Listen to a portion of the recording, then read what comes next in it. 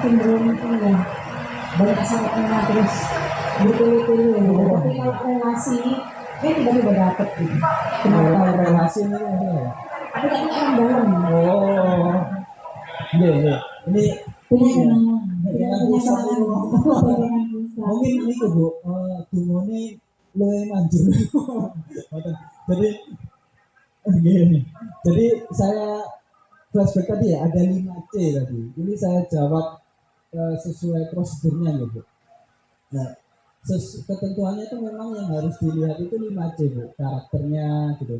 Nah mungkin karena orang kenal, orang dalam, dia sudah tahu karakternya, tahu kemampuannya, jadi analisanya itu lebih cepat dibanding dengan yang orang baru gitu. Nah persyaratan dan itu sebenarnya kalau dari itu juga jadi salah satu barrier atau hambatan UMKM untuk bisa dapat pembiayaan.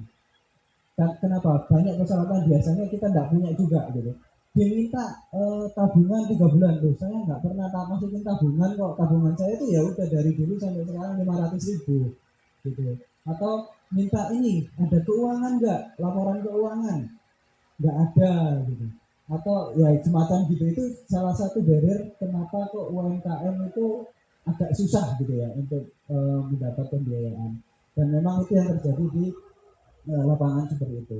Nah makanya nanti ada beberapa produk yang tadi dibuat itu seminimal mungkin mencari persyaratan itu. Jadi tiernya itu ada yang produk paling kredit yang umum biasanya itu yang 5C semua lengkap harus dicek slipnya, dicek rumahnya, ada data. Nah itu bisa sampai sekian ratus juta, sekian miliar dikasih.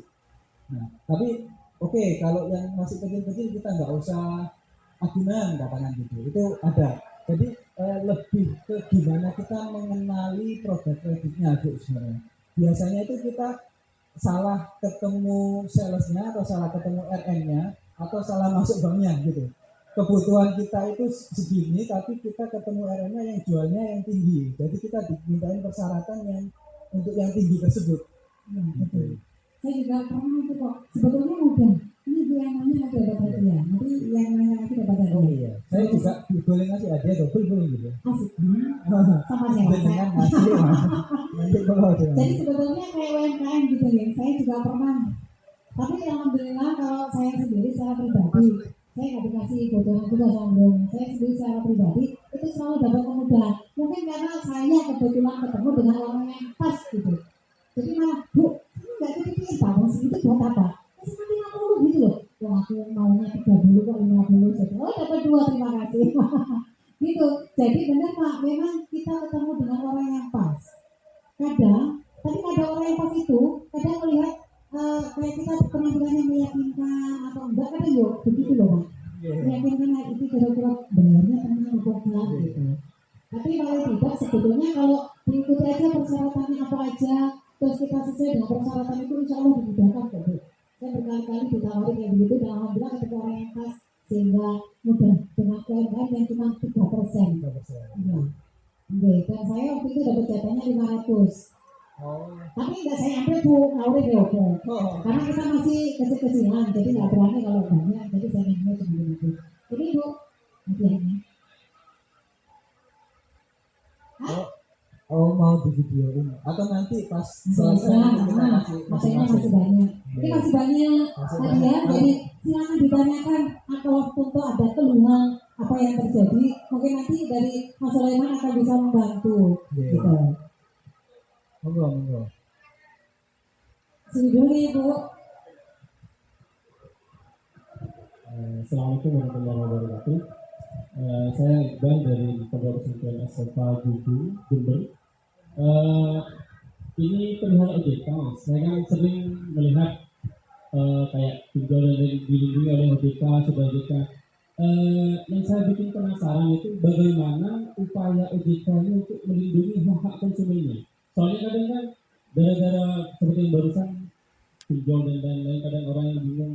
Jadi peran OJK sebenarnya apa sih fungsinya untuk kita ya? Kok agar meyakinkan kadang ada promo ini sudah diawasi oleh OJK. Nah, sebenarnya saya bertanya-tanya sedangkan gimana sih upayanya OJK untuk melindungi hak orang yang konsumennya itu? saya tampung dulu karena nanti ada materi terkait itu ya. Mungkin ke ibunya ini, disimpan dulu. ya ini terkait pembiayaan dulu deh. Oh, berarti Kredit atau nanti produk bank gitu ya. pasal selanjutnya. Iya. Pasal. Betul. Terima kasih Ibu. Saya Filipinas dari Anita Baru. Iya. Yang saya tanyakan adalah dia tahun lalu, Iya. saya ini mengajukan itu. Kemudian pada saat akan akad perjanjian, Iya. itu ditanya, umur ibu berapa? Iya. Kalau itu, maaf Bu, ibu rata-rata harusnya yang paling tinggi itu 55. Iya. Nah, saya berpikir dulu, kok kita itu berusaha, katakan berusaha, mengapa Allah menjadi penghambat untuk mengajukan Usaha. Iya. Alhamdulillah. Iya. Kemudian berkait dengan slip Iya. jadi itu apakah masa berlakunya terlalu lama menurut saya 2 tahun. Oh, iya. Ada masa berlakunya biasanya dicek. Lalu Iya. kalau ada yang seperti itu, saya nggak bisa kalau mengajukan itu apa? Saya kenapa itu begitu? Kemudian saya teringat bagaimana waktu Orde Baru itu masih berkuasa. Iya. Cuman saya sendiri tidak bisa Iya. menjadi pegawai negeri karena Tidak teknologi. bisa. Nah ini kan kita sepertinya memasuki batas-batas kreativitas yang Oh, iya.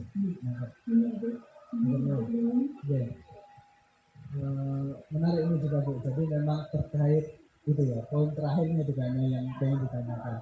Apakah penghambat mematikan potensi-potensi yang ada baik di UMKM maupun di pegawai tadi Bu. Tapi insya Allah kalau sudah bukan Orde Baru sudah nggak jadi acuan Bu. Oke, tapi saya ada pertanyaan terkait SLIK dulu Bu. SLIK itu memang akan namanya itu kan history. Jadi dia akan terus merekam dari kapan sampai posisi dia ditarik laporannya. Jadi kalau di 2018, 17 memang ada, itu akan tetap ada. Tapi yang dilampirkan, dicetak itu 2 tahun terakhir. Atau gitu. Jadi biasanya beda. Nah, yang kedua terkait persyaratan apakah karena dia punya kredit macet itu dikasih apa enggak? Itu sebenarnya kembali ke kebijakan banknya. Kembali ke kebijakan pemberi kredit. Jadi ini tuh istilahnya risk appetite-nya. Jadi resiko yang mau diambil oleh pemberi pinjaman itu di situ. Jadi di SLIK itu fungsinya hanya informasi bahwa oh orang ini dulu pernah macet loh, tapi sudah lunas, kadang ada gitu. Bahkan sudah dilunas itu akan ada keterangannya. Dia sudah nggak ada tunggakan tapi pernah macet. Ada yang macet nggak lunas-lunas sampai posisi dicek, gitu. Ada yang macetnya itu karena biaya kartu kredit gitu. Ada biaya kredit 1.500, orangnya nggak ngerti kalau ada itu ya nggak dibayar. Itu ketatut macet gimana gitu. Ya, itu kembali ke kebijakan banknya. Jadi ada bank yang memang fair, dia akan lihat macetnya ini apa gitu. Biasanya RN-nya atau salesnya itu akan ngecek. Oh macetnya karena memang tadi katakan kartu kredit gitu ya. Atau macetnya sudah dibayar. Di beberapa BPR yang saya tahu